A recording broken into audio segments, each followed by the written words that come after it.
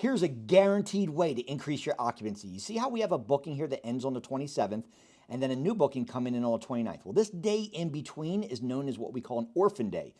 And for it to show up in Airbnb search, somebody would have to be looking for one day only on a Friday and exactly on the 28th of the month. It's very rare. In order to get this day booked, you're going to have to lower your prices down to about 60 to 70% off the normal prices. So let's say we have this one, normal day pricing is $997 or $1,000. You're going to have to lower this down to about $400, $500 in order to get it booked. Because the reality is this, if you go to the 29th and you're not able to book that day, you can never pull inventory back forward. It's gone.